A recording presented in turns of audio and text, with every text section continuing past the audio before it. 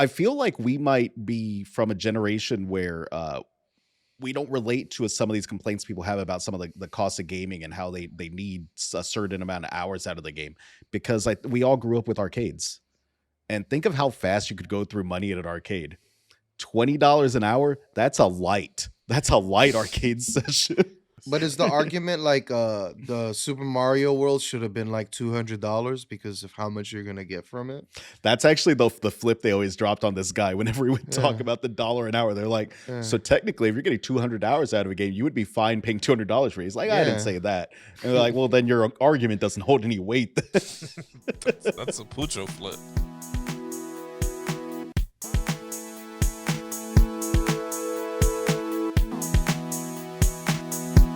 Switching on to our next topic.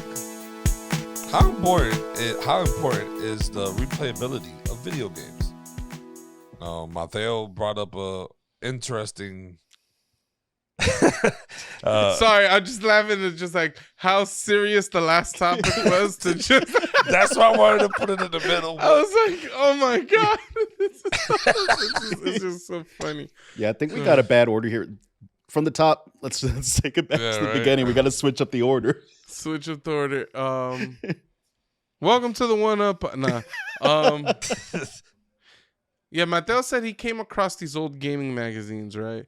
And the way that they had gave the game a score was like graphics, gameplay, immersiveness, and or these different like subcategories, and they tallied up the scores. One of those groups were replayability. And then the question kind of came up like, man, back in the day we were so concerned about replayability. Is that still a thing that gamers really care about today? I'm gonna say no. I think the average gamer wants the next new best thing. I don't think once they go to the new game or the new whatever, they don't go back to playing it unless you're one of the other few or the other half of the gamers who likes to go back and play the game. And not all games are replayable. I'm gonna agree with Tony. I've got a very non-scientific method I use to gather some data for this. I went and looked through Steam achievements, right? And a lot of games have achievements for beating the game, right? They don't have like the platinum trophy thing like PlayStation where you've done everything in the game, right? But they at least have the one that's like you beat the game, you get this achievement. Most games have like 10% or 20% of people that own it have that achievement. Most people aren't even playing their games. So I can tell you that those people don't care about replayability if you're not even beating the game in the first place. To completion. Yeah, it's actually interesting.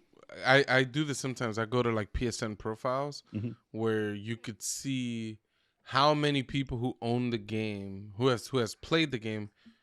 It'll be like 98% of people got this trophy and 86%. And so I like when there's like story-based games like complete chapter 1, 2, 3, 4, 5. It's basically saying how far did someone get. Well, it'll be like complete chapter 1, 98%.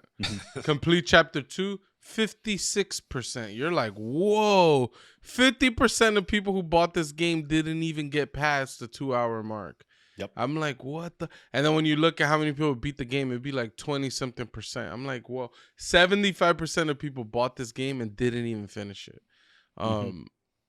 Those are, I don't know, it's just something I look at from time to time. I just find it interesting. I feel like, especially in certain games where like there may be a very divisive section of the game. You could go and look at the next chapter trophy and see a lot of people didn't get that one, like because they were just like, yeah, I'm done with the game at this point. Sounds like you're talking about Last of Us Part 2 or something. Just looking at the trophies on that one. And when you look through it, you get to those Abby parts and people weren't having Abby. No, yeah, I definitely see that in a lot of games. Like, even for me, there's some games that I bought and I played and I enjoyed it. I just never went back to play it. I just kind of lost interest in it. It's Horizon's one of those games that did it for me, and it was just like, damn, I enjoyed it. The time I was playing, I got pretty far. Didn't finish it. I didn't even finish Death Stranding. I think what happened was me building the city for my people that were in my server. just took it out of me. I built zip lines. I built like 85% of the roadways. I did a lot day one for this community that didn't give a damn. And I think it took me out of it for sure. And when it comes back to just the like replayability, there's a lot of games you like the average game now, you're never gonna go back and play. Yeah, what is the replayability on like Elden Ring? Unless you're one of those people that's very into like those Souls-like kind of games, right?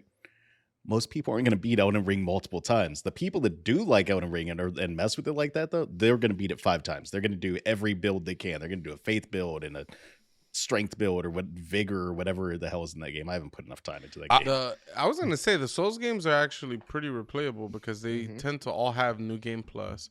So you get to jump back in the game. The enemies are harder. You keep all your equipment upgrades, all that kind of jazz, and then you go to get different endings. And just by being this like that much stronger, even though the enemies get stronger, you know the game, you know the attack patterns, and the fact that you're stronger, even though the enemies get stronger, you're still strong. Like you have advantages over them. You kind of fly through those games. And that's boring. Gotcha. And especially Elden Ring, this open world, there's so much time I spent in places. Like if you start mainlining the game, you could probably get through it quick.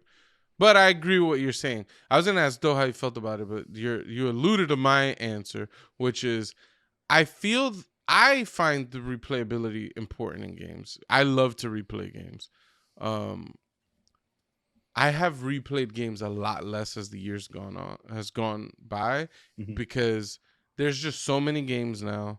I don't have that much time to like replay through things, but also it's like go look at my hours on like I played Metal Gear Solid 5 for like 100 hours. Like if I'm gonna replay that game, I'm gonna put another 100 into it. Like it's I like, would say also that's just too much. That's just too much. And there's just too many games. I feel like as the gaming industry has made this stride towards, and it's really the consumers too, but this, how many hours do I get out of this game per dollar? That goal has made games less replayable because now it's like, yeah, let's pack 80 hours worth of content into this $60 game. Even though there's good parts to it, I don't want to play 80 hours of anything again.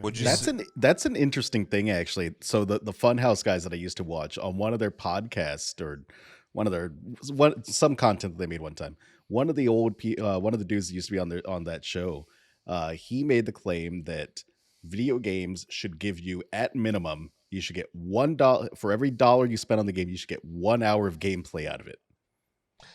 Wow. I mean, Yeah. And they dragged him. Like they made fun of him a lot for that statement because it's kind of it's a goofy statement. Do you guys think? But there's aspects of that I kind of agree with, though. Like I kind of think that, like to Pooch's point, you should get some kind of bang for your buck. For sure. What do you think makes gaming different? Because like you go to the movie theaters, you pay $15 to sit down and watch a 2-hour movie. It's like you know that's like, I don't know, $7.50 per hour of content, right? Like, which is right way more than the guy mentioned, right? Not saying that he's the metric we need to go by now, but just thinking of $1 an hour, like, yeah, it's weird to me that gamers are like, they pay $60 for a game, and if a game is 15 hours, they're like, the game is too short for how much it costs and blah blah blah. It's like, all right, I don't know. They're like, I don't know. I just find the media's different. I don't know. I just find it interesting. Like you buy a book for like $15, you could read that book for 20 hours. Like that's how long it may take you to fly through a book, right? Plus, it's got max replayability. It has to do with friends, bro. Honest replayability, I think, has to do with friends. Almost 90%. Just because, like, we go back and play Overcooked. I go back and play Rainbow Six Siege. I go back to play Battlefield 5. I go back to play all these multiplayer games.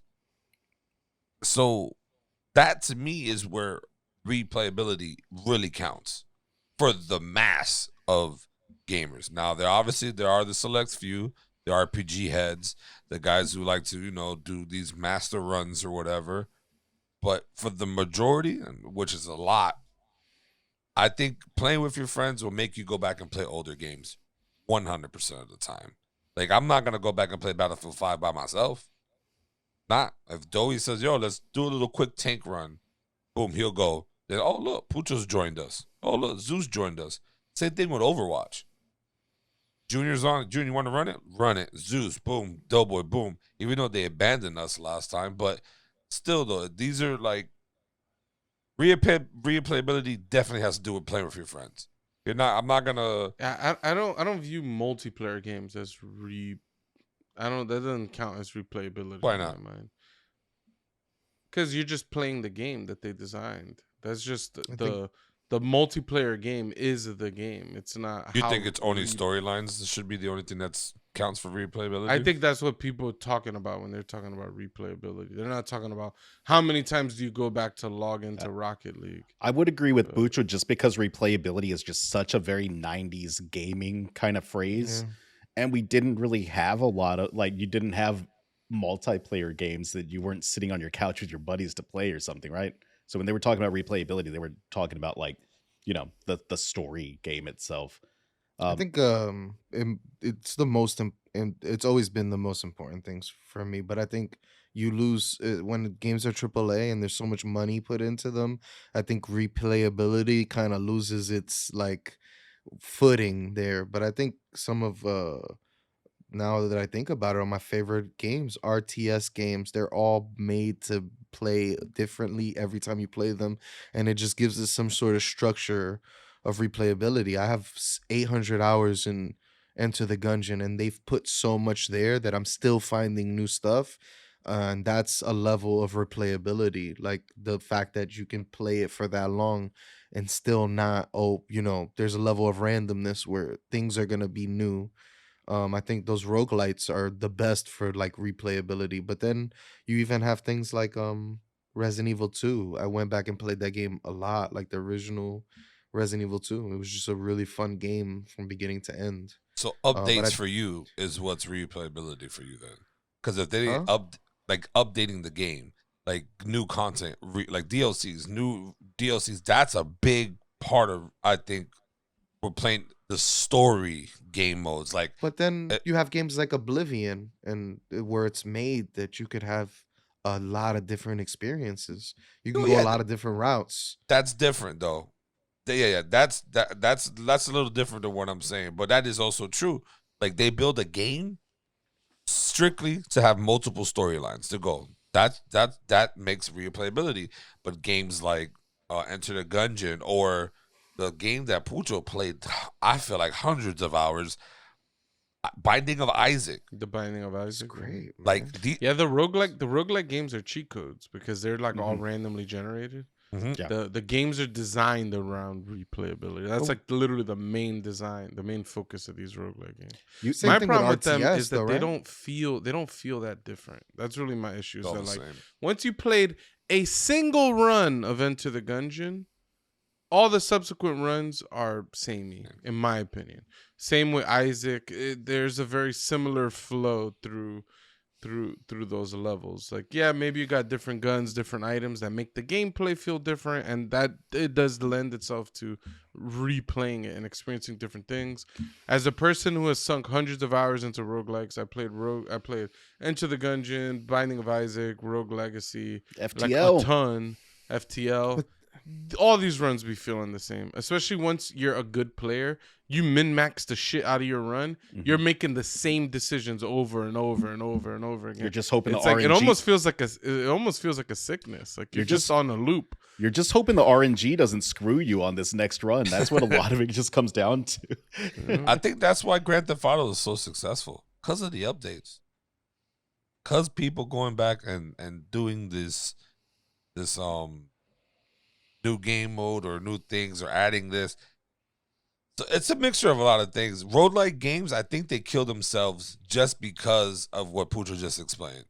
Yes, it's a different character, different way, different enemies. Certain things change all the time, but it's still the same. So it's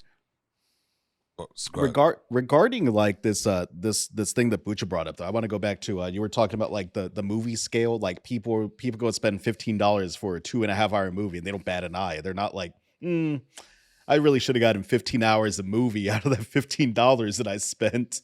It's the But experience. So I feel like we might be from a generation where we don't relate to some of these complaints people have about some of the cost of gaming and how they need a certain amount of hours out of the game, because we all grew up with arcades. And think of how fast you could go through money at an arcade. $20 an hour, that's a light arcade session. I hated arcades even when I was a kid. but I is was your- like, this is BS. But is the argument like the Super Mario World should have been like $200 because of how much you're gonna get from it? That's actually the flip they always dropped on this guy whenever we would talk Yeah. about the dollar an hour. They're like, Yeah. so technically, if you're getting 200 hours out of a game, you would be fine paying $200 for it. He's like, I Yeah. didn't say that. And they're like, well, then your argument doesn't hold any weight. That's a Pucho flip. Because there's I games mean- that I didn't pay a lot for that I got so much enjoyment and replayability from. I have never paid a dime for Rocket League, so I actually bought one of their I bought their season pass when I started replaying it recently, because I was like, I've gotten like 10 hours, like not 10 hours, I've gotten like hundreds of hours of gameplay out of this. I can toss these developers $20 for Same for a thing for season pass. Fortnite. Same thing for Fortnite, bro. I bought a shit ton of skins. I didn't pay nothing for the game, but the skin. Fortnite I mean, that's how they get itself you. is just That's a how- game that you replay. I mean, Deep Rock Galactic, every time they drop like their cosmetic packs and whatnot, I drop money on their cosmetic packs. I like the developer. I like the way that they approach the community. I like the stuff that they add into the game. I'll toss some money. I want to support that. Their progression system sucks. I'll say that. It's a little goofy. I like the game. Me and Doey have put easily 50 hours into that game. Mhm. We don't have a single character that is at like there's like a level that you get to where your character gets like a rating or something. Yeah, and you like ma- prestige up. There's like 5 machines we can't use. I'm like, Still. this is so frustrating. I want to use this stupid machine. Yeah. It's like, dude, we put in 50 hours into this game and it's still saying you need to progress further. That game looks as if it's locked behind paywalls and it's just It's not. not. It's like, that's so bizarre to me. Like, it looks like pay to win, but it's They not. even have like a battle pass, and it's like, but there's no way to like buy in or anything. That's a game that I'm like, if I could pay $5 to boost me ahead to like access these machines, I'll gladly pay it, because I'm like, this progression system is, I don't know. If it makes you feel better, there's a machine in there that I can't use because I don't have any buddies at my level, so I can't use this deep dive machine because I can't play with anyone. The deep dive missions. that It's sucks. just been sitting in the corner. I go there every once in a while, and I'm like, wow, I still can't use this shit. It's nothing but negative feelings. Yeah. Actually, you walk over to the barrel game. You can only score like you only get a certain score. I try to get 100 barrels. I could get to like 60. It's tough, or so. dude. Hard as hell. Then so you feel bad about that. Then you walk up to all the machines, and you can't use them. You just feel bad, and you're just like, this is I'm supposed to like this game. Like, I don't know. I really enjoy the game, but that's the part that kills I would it for me, say, is the progression, and that is also where I wanted to take the conversation. Because I was shit talking roguelikes. The thing that actually holds me in those games is the progression. In Rogue Legacy, there's a story, so the reason you're replaying is to actually beat the story. So you keep replaying until you go get to the end of the game. Then that makes it unique in that regard. The other roguelikes, though, Isaac, Gungeon, the things you're doing is like you're unlocking characters, you're unlocking alternate like versions of those characters, and you're unlocking different features for those characters. Then there's like challenges. And then there's even every time you play as these characters, there's certain feats that you could achieve that unlocks more of the game. In Gungeon, every time you do runs, you get these, they're called like hegemony credits. Then you could use those credits to unlock crazier guns that make your subsequent runs more interesting. Binding of Isaac has a similar thing with unlocking new characters. You start off with Isaac, then you get Maggie, then Eve, then Judas. Like you start unlocking all these characters, they all play a little different, and it adds like a little flavor to the game. And I think what makes these games replayable is not just the fact that they're roguelikes, but it's that they're packed with content. Even though he brought up Resident Evil 2, Go back and replay. Go back and play Resident Evil 2. You play the game as Leon, then you play the game as Claire, then you play an alternate story with Leon, then an alternate story with Claire. So you just beat the game 4 times and had 4 different experiences. After you do that, there's Mercenaries mode. There's the Hunk mission, which is like there's the Tofu mission, and then depending on what version of the game you have, like on the N64 version, they have like the randomizer mode, which The is like DualShock version had that. It mixes it up where every item in the game is, right? Yep. right. That's interesting. And there's another mode in you unlock like a extra hard mode, But so all but- of this was packed into Resident Evil 2 for the price of the game. is there a big like- head mode? Yeah, and look at that. Look at GoldenEye. Oh my god, that game is so replayable. Every single mission, there was secret agent, 00 agent, and then there was one more secret mode if you beat all the levels on 00 agent. So it's like you had to replay each level upwards of 4 times, not counting all the times you failed to beat the mission. But like if you were a perfect gamer, you got to beat every level 4 times to fully experience that game. It just lends itself to playing those games a lot. Another thing I heard about the GoldenEye games recently, their difficulty system, that agent, double agent, 00 agent, or whatever the hell, right? Each higher difficulty didn't change anything with the enemies. It didn't make the enemies like bullet sponges. It didn't make their AI better or anything like that. It just gave you extra objectives to do. I remember Yeah. them dudes being extra aggressive and aiming better than ever. They go from stormtroopers to the way that the characters in Star Wars talk about stormtroopers. They're like, only a stormtrooper could shoot with this level of precision. And then you see them in a movie and they're like trying to shoot people and they're like shooting over here. You're like, what are you doing? That line does not make any sense in that movie. Like there's a lot of issues in Star Wars in general. That's one of the biggest ones. But yeah. I feel like a lot of games are not designing themselves around that structure anymore. I think they're Right. trying to create a storied experience. Well, it gets tough, right? Because like they could add some of that goofy stuff in again. Imagine playing Last of Us in big head mode. I'd play that.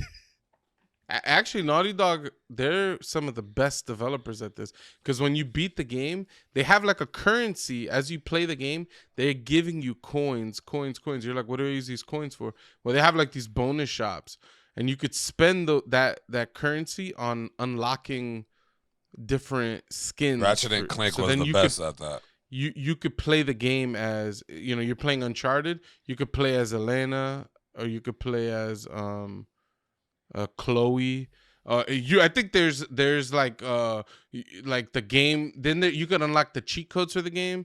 So then it's like everybody moves fast, or the game plays in slow motion. When you aim your gun, everything slows down. That was my favorite one. Right. They That's do cool. actually. They do a lot of cool stuff like that. That they're probably wasting their time, because people like even me. I love these games. I only play around with that stuff for like an hour. So then you got a question like, all right, should developers spend their money on this if players aren't valuing it? Yeah, there's definitely been a shift in the focus, especially since the 90s. But I mean, part of that is because games in the 90s were not very long. They did 2 things to like get you replaying them. They had different like goofy modes, like we talked about. And the games are hard. The games are hard as hell. That's how you turned like a game that you could probably speed run in 4 hours if you tried, into a game that you'd rent week after week at Blockbuster because you were just trying to beat it. These games are hard. Yeah, back then games is very difficult. And I think the mentality of the player has changed too. A game like Metal Gear Solid 1, for example, there is some degree of replayability because you unlock the bandana, which gives you infinite ammo, or the stealth camouflage, which makes you invisible. Fire. And then I think you could unlock a tuxedo where Snake is just running around. He looks like James Bond, but you get nothing for it. I beat that game like 50 times. And it's like, there was nothing that was really like bringing me back to play other than the enjoyment of that game. And I think the mentality of the player has changed. It's like we don't fully experience anything anymore. We go for like the quickest version of the game that we could. We want to get all the juicy bits possible in the shortest amount of time, and then we're getting the hell out of there. Did you ever like beat Metal Gear 2 in European extreme mode? no, but I played a little bit, but I didn't like every time you get caught, it's game over. It's like That's shit. wild. I've been playing a game recently that I think is kind of like retraining my brain a little bit because this game is pure story. It's 100% story. You can speed through conversations if you want, but why would you? Everything's fully voice acted, and that's part of the whole experience. I've been playing Disco Elysium. The game is so good. It is so good. The writing is top notch. The voice acting is amazing. But I could see people being bored with the game because it's just a puzzle game. You're just walking around, you're solving puzzles, and you're just talking to people. That's all that's happening in the game. But I feel like it's kind of retraining my brain because I'd gotten into this thing where like I was playing RPGs and I'm just skipping through the dialogue. Just mashing and just trying to like, I get it. The kingdom's in trouble. We've got to go. We got to save some shit. I understand. I don't need all the talky about this. So I'm kind of retraining my brain a little bit, I think, with this game. Our attention span has just gotten shorter over time, or as you get over. My attention span is incredibly short. Because like these games that have full voice acting, I skip through all the voice acting because they just talk so slow. So I like games that let me skip through the voice acting, but they have the text there. So I read what the actors are gonna say, and then I just skip it. Like, especially for a game like Disco Elysium, where 90% of the game is listening to people talk. I just can't bear it. It actually kills me. Like, I want to be able to put these people's talking at 2x speed. I get very impatient listening to people's like just talk so slow. What's worse is when you're playing this kind of game and you're like playing it with Bucho watching you. He gets so impatient. He's like, "But what are you waiting for? Skip!" You know, there's the only complaint I have about Disco Elysium is I think they did it backwards. They have it set so when you're just running around doing puzzles and, you know, interacting with things, time isn't moving. Time does not progress. Time only progresses when you're talking to someone and they're actually talking, or you're waiting to choose like a response, basically. Which makes me feel like I need a speed run the conversations, so I'm not wasting time in my day in that game. I wasn't aware of that. Mm-hmm. That's how time moved forward in that game. I get the reason. I don't think I made it out of the lobby in that game. Like there's like that area where you're like walking around. Mm-hmm. I hate when I'm trying to figure out what to do and you gotta keep talking to the same people repeatedly just to see are they gonna say something different, but then they just say the same thing and then you're like listening to them say it again and you're like, oh my god, I love it, dude. It gives me just like Secret of Monkey Island vibes or like point and click. Maniac Mansion. It takes me just back to some of these old school games that I love so much. I'm enjoying so much of my time with Disco Elysium. Yep. Same. Also, I've made it far enough to where I'd want to create a different type because I went super mind. I wanted to be a smart guy. And then I realized there's so many things in the game where you have to like brute force it with strength. And so then I built a strength character and the game plays out differently. And I really like the writing even plays out differently for that guy, which is cool. Yeah. All right, let me exit this shit out. Exit the shit Like, out. Yeah, I felt like he was. Yeah, I said the same thing. That's in good. my brain. Tony got word problems. What word, Smith? Some would say. I want to know what the opposite of a Smith is, because that's what you're a word that. Word Fuck destructor. you, word that. You're a word the that. word demolisher. Y'all ever y'all remember Homestar Runner or Strong Bad's emails? No. Mm-mm. There was a job that they described in one of those one time. They refer to someone as a poop smith, and I always thought that was one of the funnier professions that I've heard referenced. Well, ladies and gentlemen, you stuck with us through this beautiful, lengthy episode of the One Up. hit that subscribe button. Like, follow, share. We're on everywhere. All social media platform, Discord, whatever. We know the whole thing. As always, go one up yourself. I'm doing the thing from like the old TV shows. This credits are rolling, and they're just like all the sounds cut, and they're just on stage interacting. So I was going for that. I love it. They'll start to have conversations with each other, and you're like, I want to hear what they're saying. I want to know what they're saying so bad, dude. Yeah. I got distracted and I was trying to find the etymology of Smith. Why is it blacksmith? What does black have to do with metallurgy? And then what does Smith have to do with anything? Because they get black from all the iron and all the smoke and all that. There's Maybe not. You will usually be surprised by where the origin of things come from. But And then they end up as last people's names when they came over here or some bullshit like that. That's how they started naming Millers and... Anyways, ladies, enjoy your night. Peace. This is like the never ending. I thought we ended it. Oh, we just kept talking.